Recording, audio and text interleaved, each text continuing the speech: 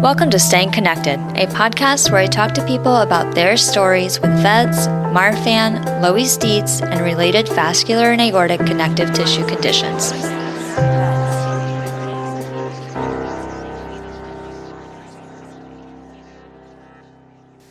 This is your host, Katie, and before we get into the show, I want to remind you that the views, information, and opinions in this podcast are those of the individuals involved, and the information presented does not constitute medical or other professional advice or services.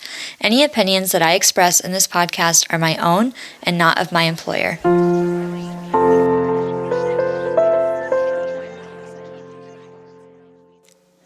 Hey everyone, welcome back. It's been a minute and I'm really excited to be back with a new season of Staying Connected for you. To kick off this season, we'll be talking to Amos Marsters, who grew up with the knowledge that he had VEDS as well as a family history. Amos lost his father when he was 6 years old and then his brother at 12 years old and has had a lot of different VEDS events in his lifetime. Before we jump into the interview, if you like this podcast and you want to support our community and our efforts to raise awareness through this show, you can buy merch in my Printify pop-up store, make a one-time donation, or support the show by joining my Patreon. This show wouldn't be possible without the continued support of my Patreon subscribers and donors, so if you've already been supporting the show, thank you, and thank you for sticking with it for the break this year. Your support has really helped keep this show alive. Check out the episode show notes for links to ways to support the show. Let's get into the interview with Amos.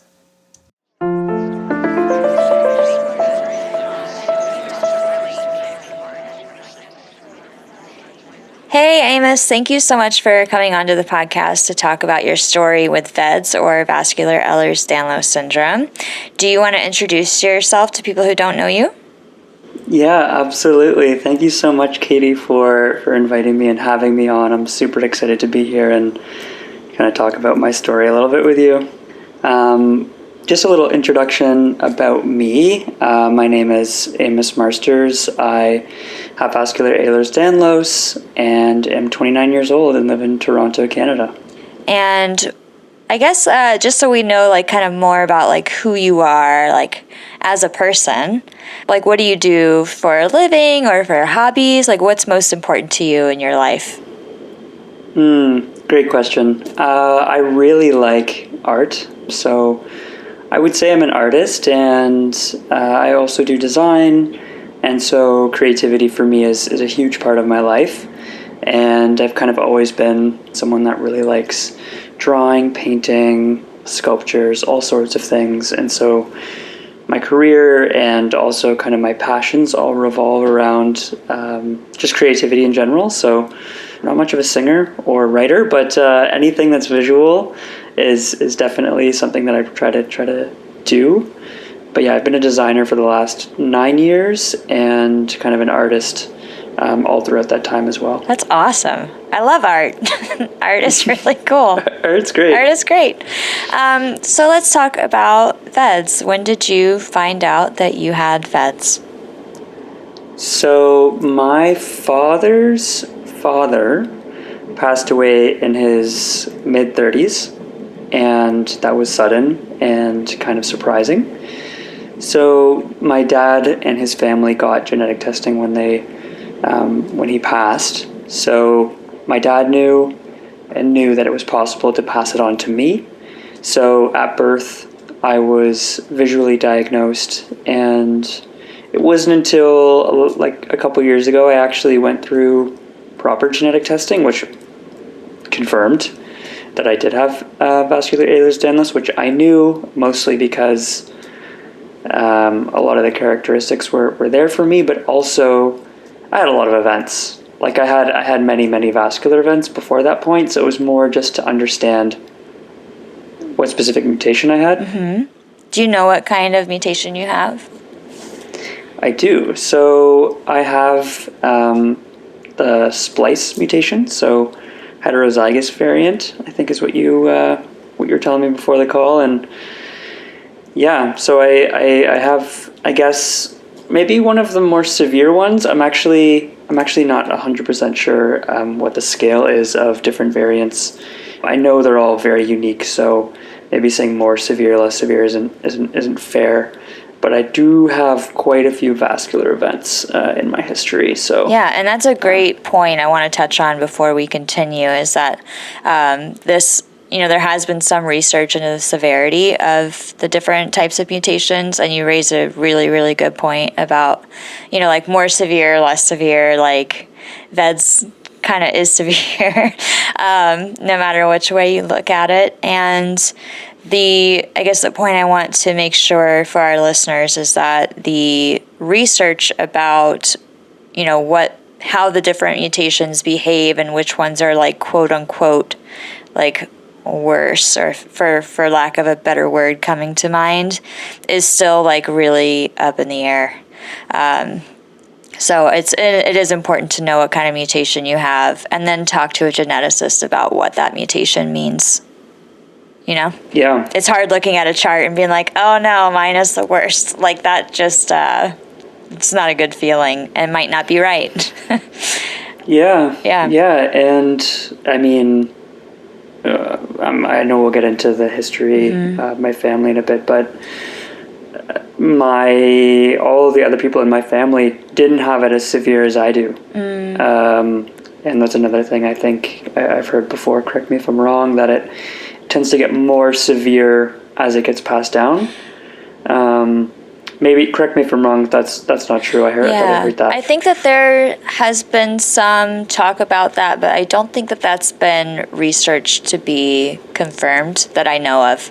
I think that it just can look different from person to person, and sometimes because we're all like VEDS isn't the only gene in our bodies.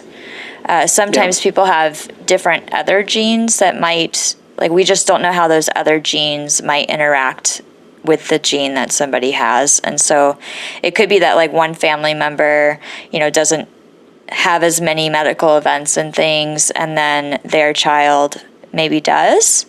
But we don't know like what other genes are at play, or like what other like environmental factors or anything might be also contributing to that, because there's just not enough research yet. Yeah, that's totally fair.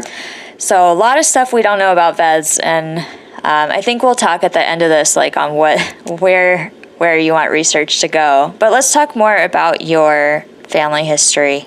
Yeah, so like I mentioned, it's been something that's been passed down from my grandfather. I'm not too sure beyond that. I think maybe his father or mother had it. I think that's what my grandma said, that they didn't get testing, but I think she also passed early in her life. But my grandfather passed in his early 30s, and my dad, who also was confirmed positive or had confirmed vascular Ehlers-Danlos, passed when he was in his later 30s with a bleed in his back that they couldn't fix. But for him, he didn't have many events. Like, he was very careful, was always on beta blockers his whole life, and was really careful. And his hope and my mom's hope was that with all these precautions that he'd at least live till 60. And so he died when he was 39. How old were you when he passed away? So I was 6 when my dad passed, and my sister would have been 10 and my brother would have been 12. And so my dad and his sister, well, he had other siblings too, but basically half the kids had vascular Ehlers-Danlos and half didn't. And my aunt is still alive, and she has vascular Ehlers-Danlos. She has her own complications with it, but I think she just turned 60 this year. And so you can just see that it affects people very differently depending on just their circumstance. So, so my brother and I had it, and my sister didn't get it from my dad. And so my dad died when he was 39, and I was 6 and my brother was 12. And then 6 years later, my brother passed away. He had an aortic dissection, and so he passed very suddenly. And it was also his first vascular event. He did have other he was very tall and he grew very fast. Mm-hmm. So he had lots of spontaneous pneumothorax or collapsed lungs that he dealt with all throughout high school. And then in grade 12, he's very suddenly passed. They weren't able to do anything for him because he basically just, a hole in your aorta is very sudden. Very sudden. What, that's a really, like, difficult thing when you're a child to lose, like, your father and then your brother, and you know that you have this yourself, like, growing up. Like, how did you deal with that? Like, what was that like? I don't know if you can really teach a kid how to grieve a family member dying and then another family member dying. I think I sort of tried to ignore it and pretend that everything was okay. And because I had known from birth that I had vascular Ehlers-Danlos, it wasn't something that necessarily preoccupied my mind all the time. That I know I've heard some people who find out midlife or in their 20s, it's very hard to get over that realization that your life might not go the way that you had planned and that you thought about. So for me, it always was a really large part of my life. That being said, about a year after, or a little under a year after my brother died, I had my first vascular event. And, I think I was just trying to get through to the next day because I was 12 years old. I mean, you're just trying to be a kid, right? You're just trying to be normal. You just so desperately want to fit in. And I just wanted it to go away. I didn't want it to be something I had to deal with. And so I don't know if I really coped with it in a healthy way. I think I basically secluded that part of my life from myself, and when I wasn't faced with it, I just pretended it didn't exist. Which is, I'm realizing now, was a pattern that I kept up until even as long as a couple years ago or a year ago. Yeah. What was your first your first vascular event when you were 12? So my left iliac artery had an aneurysm start to form after I played volleyball a lot in grade 7, and that summer I had reoccurring abdominal pain, and they thought it was just a muscle tear or something. I'd gone to the hospital a few times. I kind of doubled over in pain, and then they eventually did a CT scan, and they saw that I had an iliac aneurysm, and so I'd stayed in the hospital for a week or two, and they really debated on whether doing surgery was a good idea, and ultimately I'm very thankful that the surgeon was knowledgeable in Ehlers-Danlos and was actually the one to say, we probably shouldn't do surgery on this. However, you need to be aware that this is something that could rupture in the next few months, and it's very, very severe if it does. So your surgeon in the hospital when you were 12 told you that your iliac aneurysm might rupture in the next few months. Did I hear that right? Yeah. Whoa. Yeah, that was a lot as a 12-year-old. Yeah. And yeah. I'm sorry. I heard that and I was like, I don't know, like, what does that mean to a 12-year-old, and how does a 12-year-old process that information in any kind of, like, I just can't imagine being told that as a 12-year-old. Yeah, I mean, it was, I think I just tried to ignore it or something. I had to quit playing sports. I, was kind of with people pretty frequently because they were so scared that something was going to happen and no one was going to be there with me. I got Make-A-Wish, which signaled to me that I was probably going to die, even though that's not what I understand it to actually be for, but that's what I understood it to be when I was a kid, was this is only for people that are terminally ill. Obviously that's not the case, but even in that moment, I was very frustrated because I couldn't go to a trip to Hawaii, or I couldn't travel because they were so worried that something was going to happen. And that was so ironic to me, that it was, even when I was quote unquote terminally ill, and the whole point was to kind of do one last thing that would be really nice for you. At least this is what I was understanding when I was 12, that I still had limitations. And it was just this silly thing that I was just so frustrated with, that I just felt like, there's just so many things in my life that are stopping me from living.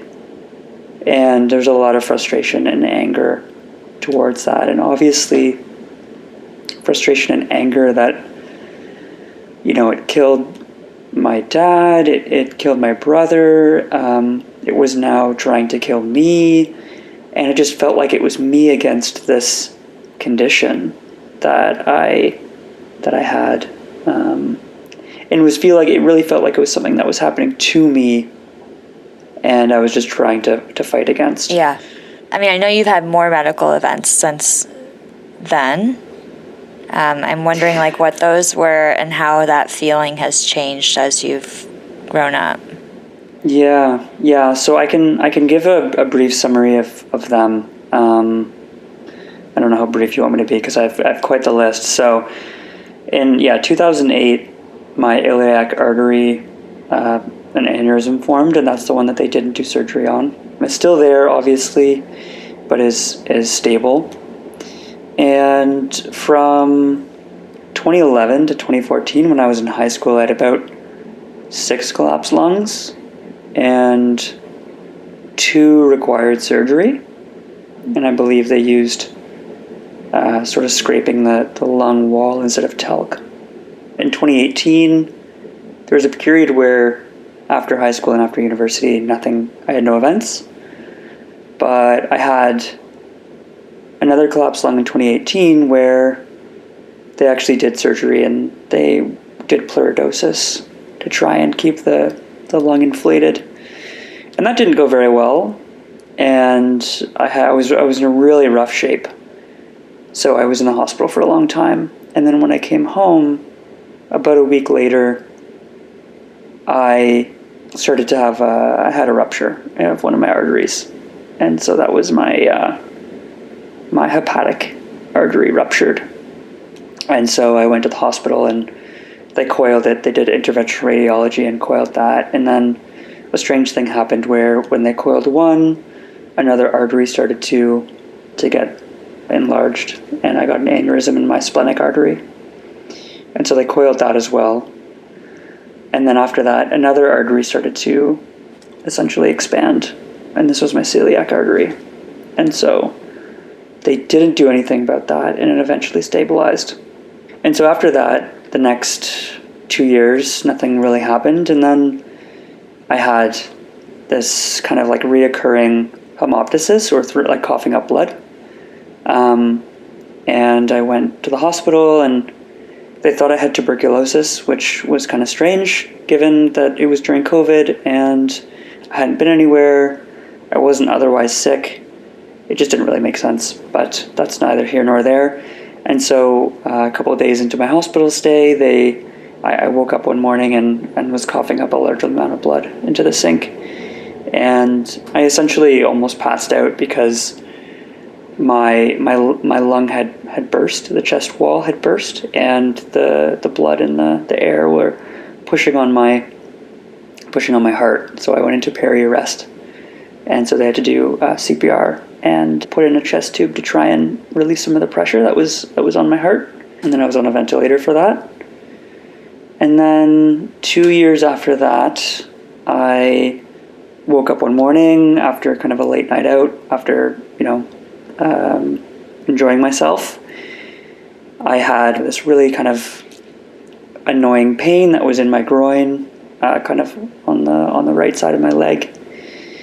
And I thought it was this, I thought it was a cramp because I'd gotten them in my legs before, where it was like essentially your muscles are just kind of freaking out and you just need to kind of deal with it. But it was in a position that I'd never had before. Hindsight, it didn't go away after about an hour, so we called the paramedics, and I had a femoral artery aneurysm that they tried to stent, but it was too large to stent, and so they ligated it, or they tied it off, and so that caused compartment syndrome.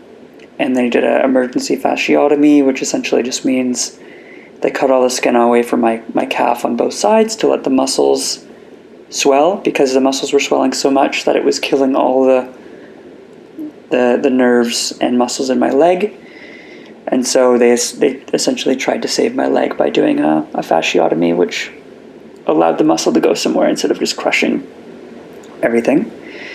And so because of that, I lost a lot of mobility in my ankle, and how I walk is affected now. So I now wear a brace and use a crutch to walk. And then in 2023, I had a renal artery aneurysm, which they coiled. And then the following year, 2024, I had a renal artery dissection, which was in a different place. It was right by the kidney. And they couldn't coil it because it was a weird shape, and it was kind of on a connecting part. So it wasn't straightforward. And so they went into the surgery thinking that they were going to essentially ligate it or clamp it off, and so I would have one less kidney. But surprisingly, they stented it, and it was very successful, and I recovered really well. And so, yeah, I've had many other more minor things that I think I'm forgetting about. So those are the major ones where I've been probably in the ICU or been there for a week plus. So yeah, that's a long list. And you're 29 now, is that right? Yeah, I turned 30 in February. So yeah, that is a lot to go through. And you're right. You didn't even touch on like the minor, quote unquote minor things, which to me, for having VEDS myself, when I think of the minor things, I think of I tore my ACL or tore my MCL, or fell down the stairs and got a huge hematoma but didn't need to go to the hospital, or things that I sprained this, I did, they're almost day-to-day surprises of dealing with VEDS. Is it those kinds of things for you too? I would say, yeah, I fractured my hip when I was 21. I was skating, and I fractured the top of my femur, which what I understand now might be a VEDS thing, where I think I have low bone density in my hips and my back. And so I don't know if that's a VEDS thing, but I've heard that it might be, yeah. So I'm very good at floating in water, and I'm also prone to fractures and stuff. But that being said, I've never really broken up. That was the only bone I've ever broken. I've dislocated my left shoulder probably five or six times. But the first time was because of trauma. So it's hard to tell if that's a VEDS thing or not. But lots of other minor things. I wouldn't say many more. Okay. But those are probably the main ones for sure. Yeah. So back to the other question, how, when you were 12, it was you against VEDS. You against VEDS and this, thing that took your brother and your father, and now it was after you, and you're putting that in a box and trying really hard not to think about it while you're moving on in life, but you're also dealing with all of these other medical events. So how did the way that you cope change as you got older, and how do you deal with this? now? I would say it's changed a lot recently. I would say for the majority of my life, like you said, it's kind of this little box that you take out every time you go to the hospital, every time something goes wrong, and every time I acknowledge that box, there's a lot of anger and a lot of frustration that I have to deal with this, and that I have to pause my life to address this thing that I don't want, but I have to acknowledge, and I have to do something about. So every time I go to the hospital, or before, I was just very angry. I was so angry that I had to go to the hospital and spend more time there, because I knew it meant I was going to be there for 6 to 9 hours or 10 hours, and I knew I had to get another CT scan. And I've had over 30, maybe 40 CT scans, so it was just this frustration.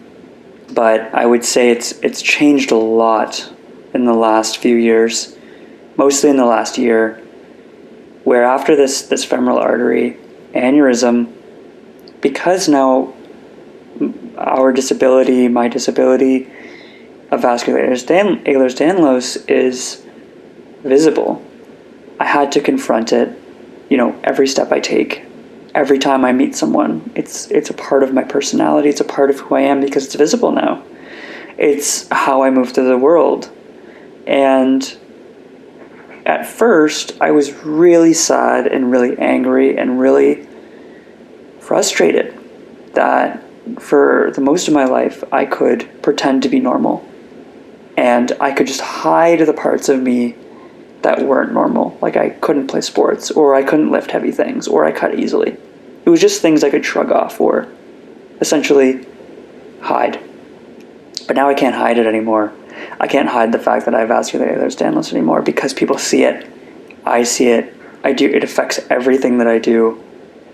And so when I first got that injury, or from that surgery, and having to move through my life in a different way, it's made me realize that I could, and for a long time, I'll be honest, I was really sad and really frustrated that I now had to, live with this disability, this physical disability that changed how I walked. It made it hurt when I walk, or it makes it hurt when I walk, and I really only have one arm when I'm walking because I use a crutch, and it's, over time, I realized that I can still have joy, people still like me, people still love me, and that realization took a little bit. But once I realized that people still love me despite, or maybe despite's not the right word, of my condition of vascular Ehlers-Danlos, and they didn't see me as broken, they didn't see me as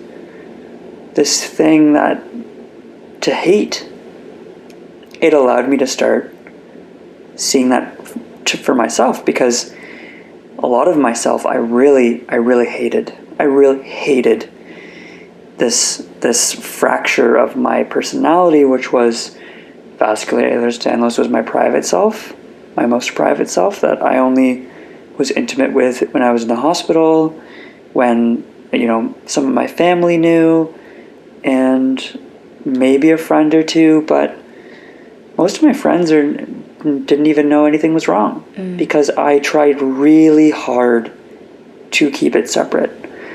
And so this change in belief that, oh no, wait, people can love me with my disability. If anything, it opens me up to a lot more understanding and compassion. And I can just turn that around and give that to myself, because I hadn't done that all my life. I was not compassionate to myself. I did not love that part of myself. It was me versus this condition, and this condition wasn't part of me. It wasn't a part of my personality, because I really didn't want it to be, because I looked normal otherwise. People would never assume that anything was wrong, which was a really interesting thing, because I had to admit to some people that sometimes in grade 7, or grade 8, I think, I got this award for courage, which I was so embarrassed. I got in at the graduation, and in front of the whole school, I got called down and had to receive this award, and I was probably so rosy in my cheeks. I was like, I just want to be normal. I don't want to be seen as broken. I don't want to be seen as anything is wrong with me. But now but now I don't see it as something that's wrong with me. It's just the way it is. And it's just a part of who I am, and I really try very hard to not see it as something that is a negative. Although anyone from the outside looking in, I could understand that you would have to feel like, oh my goodness, having vascular Ehlers-Danlos is definitely a negative thing. And I 100% agree with that, but it doesn't serve me to pity myself, to hate myself, and to like loathe that part of myself. So all I do is I just love that part of myself, because that is what finally has allowed me to just allowed so much more love and joy into my life, because I genuinely, for the first time, allow myself to be seen as someone with vascular Ehlers-Danlos. And it's not an overnight process. Like, it's a slow building of self-acceptance, self-love, and all these different things. But the more that you practice it, the more that you believe it, the more that you say it to yourself in your mind, it's changed my life and allowed me really to be a lot more in of acceptance. And just bringing those two halves of my personality together has allowed me to not feel like I'm hiding anything from anyone. Just like, I don't feel like I need to put up this front that everything's okay, because I was so frustrated for a long time that I was going through all these things and nobody knew about them. And I wasn't getting this recognition that I was going through these hard things. And I was, despite all of it, I was still working. I was still very successful. I was still having relationships. I was still doing all these things. And I was like, gee, if only people knew. But in the very same breath, I would deny that anything was wrong with me. I would say, no, I'm good. Nothing's wrong. Yeah. I wouldn't tell my friends. So it's like, well, you want this recognition, but you haven't told a soul. So what do you expect of people? You don't allow people to see you. And so of course they can't recognize all these hard things you've gone through. I love the way you put that. There's just, how do I say this? It's just like so much of battling yourself. And I keep thinking about something that my friend I have one of my best friends, often she has told me, like, Katie, like, would you say that to your best friend? Like, please treat yourself as you would treat your best friend. Because none of us are, like, ever going to say that to you. And it feels like that self-love piece. Like, how do you said it was a process. It's like that coming to an acceptance place and allowing yourself to be seen and loving the parts of yourself that you used to hate, you know? Yeah, I mean, practically, I stand in front of the mirror and I say, I am loved, I am loving, I am lovable. I will hug myself, I will do meditations, and I will do compassionate meditations where I'm just talking to myself really lovingly, doing affirmations. I will change how I talk to myself in my mind, because I love this quote. I'm not sure where it's from, but it essentially is, be careful how you talk to yourself, because you're always listening. Oh, and I love that. For so long, I would just have such negative thoughts about myself. And I've caught myself recently, in the past year or so, exactly like you said. Would you tell a friend that? Treat yourself like you would treat a friend. And immediately you'd be like, well, if that happened to a friend, all I would give them is love and compassion. Yeah. And I would just say, you're going to get through this. You'll be okay. I love you. You are loved. I'm here for you. Because in my situation, my dad wasn't there for me. He passed away. And then my brother passed away. And so what I needed... Sorry, it's getting me very emotional. It's okay. What I needed was someone to tell me that I was going to be okay. And so I became that person for me. And so I started to tell myself, you're going to be okay. I love you. I'm here for you. I'm so proud of you. Because just living is an absolute act of God, if you don't believe in God, just a miracle that we are still alive. It is an unbelievable amount of suffering and pain that we have gone through. And it takes a lot of courage to still decide to get out of bed, to try. And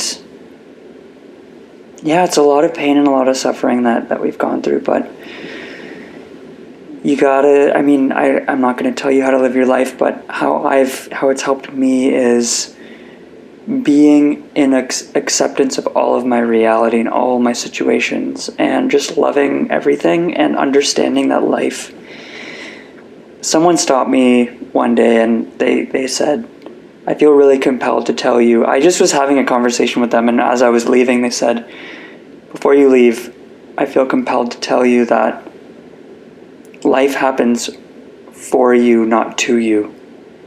And that seems like they didn't know anything about VEDS, they didn't know anything about my life really, but it seems like a cruel thing to say to someone with VEDS. I think you might go two directions if you have VEDS.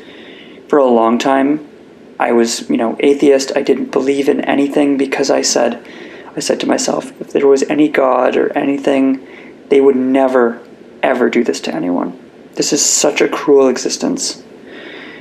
But believing that there is something, that there is another path, spiritual or whatever, has allowed me to believe that I am still in relation with my dad and my brother and my grandfather, that they're still around, and that I can still talk to them, and that they're still here watching me when I'm doing creative things. They're there with me, and that gives me a lot of peace. And so whether it's a God or it's a figure or it's just Mother Nature or whatever you believe in, I think it gives me a lot of serenity, and it gives me a lot of peace of mind that my family and my ancestry are there watching over me. And so that has been a huge help for me mentally too, is becoming a bit more spiritual and giving this, just knowing that I'm not fully alone in this, and that when I suffer, my dad and my brother and grandfather are there with me too. I love that.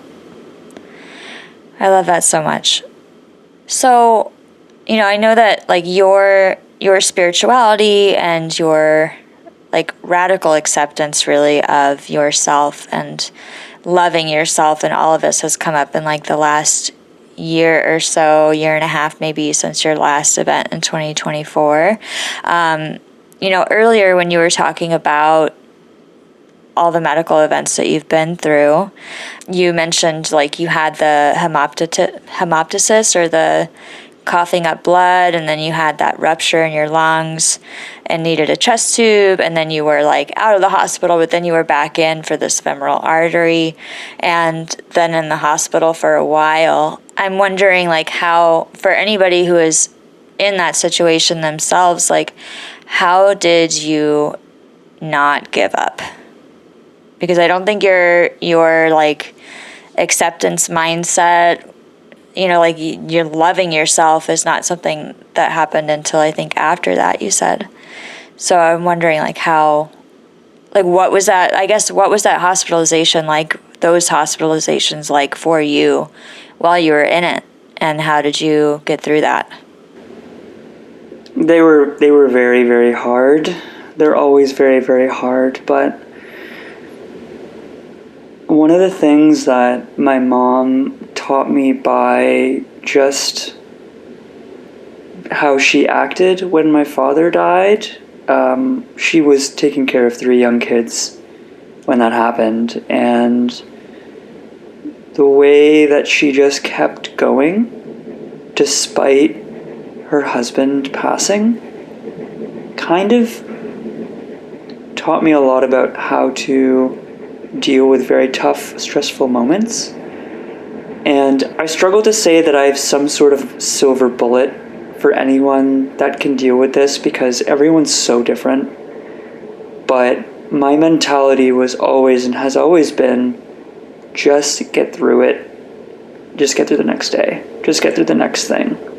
Because for me, when I first get into the hospital, I'm so frustrated that something's there. And then if it ruptures, or something happens, you're in such a terrible state that my mental health is very bad, was very tied to my physical health. And so whenever I'm in those first few days that you're in the ICU or something like that, it's really tough. I mean, what I do is I'm constantly, I had a partner at the time, and they were always there supporting me, and I always listen to music. I try to keep myself as busy as I can, draw if I can, watch shows, text family and friends. But it's really, I put that grieving, I put it off. I don't grieve and deal with it in the moment. I am in a survival mindset, and I am just trying to almost take care of others, and just how strong I keep myself. I try to be as kind and patient with all my nurses and doctors. I tell them jokes. I remember when my doctor came in to tell me that I had another aneurysm forming, my splenic artery was forming, and I was telling a joke, and he was like, "Amos, this is serious."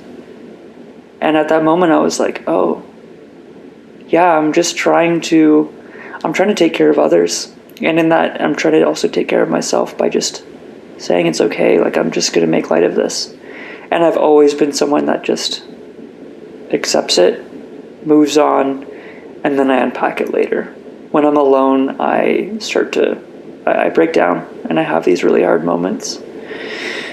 But in the moment when it happens, I am just, okay, how do I get past this? How do I continue? And it's hard. Like there were lots of moments when I had my femoral artery rupture when I was at home going through rehab, where I was just, how can I continue? This is not the life that I want to live. But I found that there were so many amazing things about life that I love, that despite all of this pain and suffering, I still choose to live it, because there's so much joy to be had in life, and I'm so thankful that I'm still alive and able to be here, and having this conversation with you, Katie, and all these different things. So I just get through it, and then eventually I kind of let it fade to the back of my mind, and it doesn't come up until I need to address it again. So I'm sorry, maybe it's not as, I don't have an easy way. I'm not some super smart guy that has this way to deal with it. I just kind of take care of others, and in a way that kind of takes care of myself. Yeah. I think that's the great point too about the survival mindset. Like that's something that I do, and my brother has been on the podcast talking about that too. He's just not even dealing with the emotions of it until after the event is out. And like that's how we that just seems to be like how my brother and I both cope, and how my mom copes. It's just get through it. And then I love that you mentioned that. Yeah, there's this very weird phenomena that I was talking to my friend with at one point, who's very close with me and is always there when I'm in the hospital. And it was this like general feeling that after you come home, it's this like sadness. And it might be that you're finally letting yourself feel the feelings. But there's also this, for some people, for me at least, there's this odd camaraderie around, oh, how are you doing? Like checking in every day. And then you come back to quote unquote regular life, and you're like, oh, I just went through all of this stuff, and I'm not even any more ahead.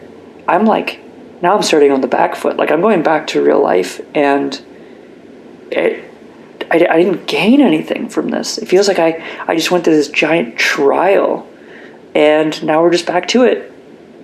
It feels like you should get an award or something, or you should be, or like you get to take a lot of time off work, whatever. Something. It's just like, oh, all right, we're just back to it. Right. I think if there was an award for people with VEDS, I really think it's a resilience award. Mm-hmm. The people that I talk to in this community are just so resilient. It's just, we deal with such difficult things, and then, like you said, we're like back in like, okay, it's like normal life now. And I remember after my spleen ruptured, I went back to work. I was in the ICU for 5 days, in the hospital for 6, and then I took 1 day off after that. Yeah. And that was just like, I look back on that and I'm like, whoa, what was I thinking? Like, I did need time off. Yeah. Because it is like a big thing that you go through, and especially if you're not, like, how could you process those emotions while you're in survival mode, you know? The real healing happens at home. Mm-hmm. Yeah, I just love that you mentioned that. And if maybe as a community we could fund like a like, you did it, like you made it through another hospitalization award. Yeah. Something like goofy and silly to make it feel a little lighter, you know? Yeah. Yeah, it's hard, and I think maybe I'll touch on this a little later, but I think, you know, I don't want to generalize for the general public, but the hospital, our relationship with the hospital, I think, is a lot different than, it's similar for a lot of people that have chronic conditions. Mm-hmm. That it's, you might, I think for the general public, you might visit the hospital a few times in your life. Right. And one time might just be childbirth, another time might be a family member, and another time might be, you know, near the end of life or something. Yeah. And that's a generalization. That might not be true. But for me and for you and for people with vascular Ehlers-Danlos, it is a lifelong relationship that it's hard to just pick apart one visit, because you are constantly going to the hospital. Thankfully, I haven't been in a while, but it's not just, oh, you know, this is it for the rest of your life. It's like, it's not if, it's when. And that's just a different, you know, I think you might have a question later around, what do you want people that work in the hospital, their medical professionals, to know, is that people with these chronic conditions, it is their life, like it is so much of like their day-to-day life. And it's hard. It's really tough. And you also become a subject matter expert, right? Like, I mean, anyone with VEDS knows so much about their specific case that they're so knowledgeable. Yeah. Let's dive into that, since we're talking about that now. Like, so is that like the thing that you want medical professionals and researchers to know about living with VEDS? Like that it's like a part of our lives and not this one-time thing? Or what else would you want them to know? I would say that's one thing, but I think one of the most difficult things that I've personally dealt with is it's invisible, and it happens to me even though I'm very young and look otherwise healthy. And so when I present to the emergency, I basically have to hand them over a folder of emails and letters from the hospital that I'm coming from, saying Amos needs the highest level of intervention or whatever. Investigation. Because he has something that is invisible, and that he has vascular Ehlers-Danlos, which puts him at high risk of ruptures, stuff with the GI tract. Like, you have to take him seriously. Yeah. And all the time, because for me, I didn't want to be a burden. I didn't want to acknowledge that I had VEDS, so I underplayed it for sure. I was like, oh yeah, my stomach really hurts, my abdomen has a lot of pain. And so they might triage me like, you know, level 2 or whatever, one of the lower levels, like, oh, just a stomach ache or whatever. But really, it should be near the top. It should be almost like, not quite as if like you're unconscious or in a heart attack, but like it's pretty severe. Like you need to take it really seriously. And so that's one thing that I find is really challenging, is being taken seriously right away. When I know that what I have is serious. I don't have a crystal ball. I can't say for sure that something's going wrong, although I would bet that people with VEDS have a higher intuition of what's going on in their body because they're so aware of it. I know exactly when my renal artery dissection happened, I knew exactly where it was. I was like, yeah, I have a dissection on my renal artery, like on my kidney. Yep. Like you just know. Like when I first had my first collapsed lung, I was doing a chin up and I knew right away that that's what it was. And I had never had one before. And it was just, there's this heightened awareness of what might be wrong with you and being very aware of all those aches and pains. And so being taken seriously and not having ageism would be such a big help. And just not having to fight for the care that you need and just being given the benefit of the doubt that, yeah, you know, this person probably is as severe as they're saying. Yeah. That's such important advice. Advice to medical professionals, and it's something that, like, as the interviewer, I hear over and over again from people that this is something that when we go to the hospital, like, we don't always feel like we're being taken seriously, or that somebody believes that we have this serious thing, or they don't understand really, like, how serious it is. And that's, like, a huge part of, like, you're going to the hospital hoping that someone will save your life. And they don't know how serious it is. And so if you're a medical professional, like, listening to this, you work in a hospital, or you have a patient with VEDS, or you are, if there's an emergency physician listening to this, like, thank you. Like, think about, like, how can we make this more successful for people with VEDS when they go into the hospital? Like, how can, we have letters, we have emergency cards, we have medical IDs, we have, the list goes on, emergency preparedness packets, like, we have all of these different tools. Like, as a provider, what can you do to make your patient with VEDS have a more successful experience? And that might look different in each different area. But I want to emphasize what you said, because that is so important. Yeah. And you don't want to be a burden. It's hard. Even when I'm in the hospital and the doctors know me, it's hard to advocate for yourself as a patient generally, because you feel like you're being a nuisance, or that you're, like, being difficult, at least for me.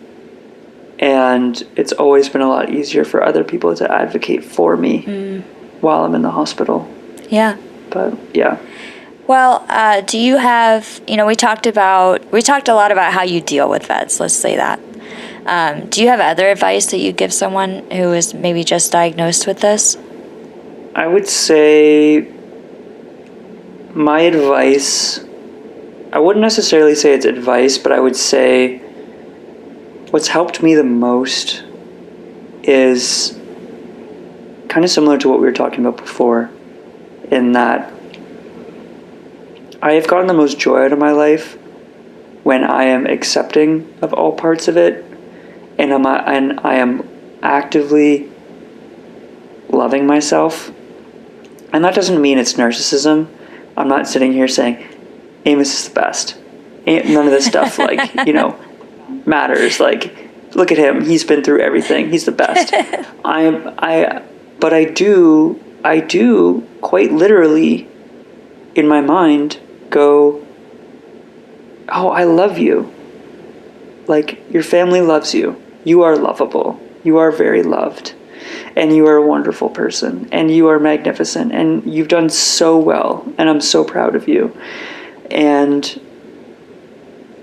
acknowledging that VEDS is hard, that you've been through very difficult things, and that you can just celebrate that you are alive, and you can celebrate that you can find joy in life, because let's face it, like, we've been through so much pain and suffering. There's so much joy, though, to have in life, and I still find it. Like, I absolutely love spending time with friends and family. I absolutely love painting and drawing, and even my work. Like, it's what's helped me the most is just being loving to myself, being accepting of my situation and not trying to fight it. Because when I fought it, it definitely fractured my idea of my life, and every time vascular Ehlers-Danlos came up, it made me loathe my situation in my life. And so I guess that's just my advice, is that there's just so much joy in life, and it's really all in your beliefs about yourself and what you think you deserve. And you deserve love. You're not a burden, no matter what's happened to you. You're not a burden to your family. You're not a burden to your friends. I mean, you said it in the middle of the interview. You said, we would never say that to you, Katie. You are absolutely not a burden. You are not something to be ashamed of. You're not something that is broken. And if anyone in your life ever makes you feel like that, just know that's a reflection of them. Mm-hmm. That's not a reflection of you. There's absolutely no reason for you not to be lovable. You're always lovable. And the beautiful part about it is you are right now. Like, it's not if you heal, if you don't have a vascular event, if you're not in the hospital, if you're, out partying with friends. It's like in every moment you deserve that compassion and love for yourself. And so that part of my life has allowed me to really change how I feel about myself and my outlook on life. I used to think about, I'm probably going to die. I would say things like, I'm probably going to die soon, so what should I do? Like, how do I live my life? Like, it doesn't really matter. But now I'm like, where can I go travel? Where can I go do these things? What are the fun things that I could do in my life? Not because I'm going to die, but because I want to experience more joy. Because I want to have these fun experiences. And people all throughout my life have said, aren't you worried about traveling? Aren't you worried about that? I'm like, I can't shrink myself. I can't shrink my life to be a what if. Something's going to happen. I'm sure it will. I'm sure there probably will. But I'm not going to dwell on it. I'm going to go and experience life, and I'm going to go love life. And that, just starting with how you talk to yourself, changes all the aspects of my life. Because we are creating our realities. Like, those stories, those words that you say to yourself become the stories that make up your life.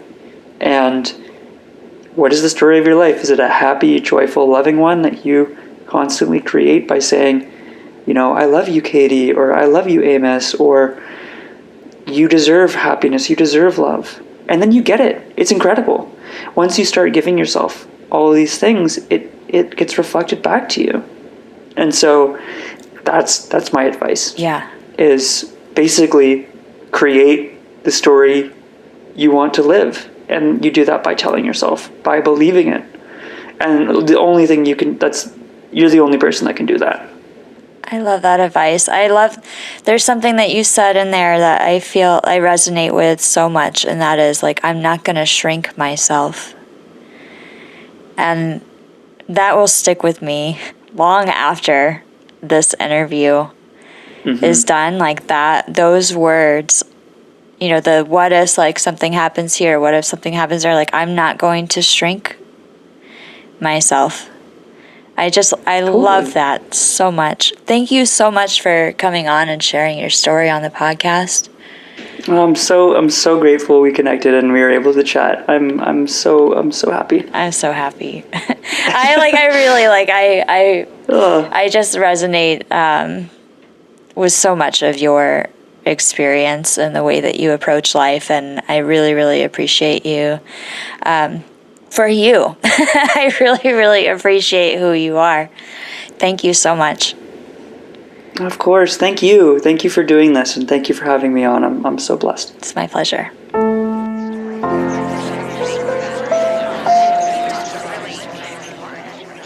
Thanks for listening to this episode featuring Amos Marsters, sharing his story with VEDS or vascular Ehlers-Danlos syndrome. If you're ready to meet others, get involved, or need support, there are links for you in the episode show notes, as well as information on research studies for people with VEDS, Marfan, and Loeys-Dietz, including those with the VUS. If you like this show, be sure to share it on social media or give it a rating or review. You can also support the production of this podcast by joining my Patreon, making a one-time donation, or by buying merch from my Printify pop-up store. As always, my top tier patrons are listed in the episode show notes. Thanks for listening, and I'll see you next week.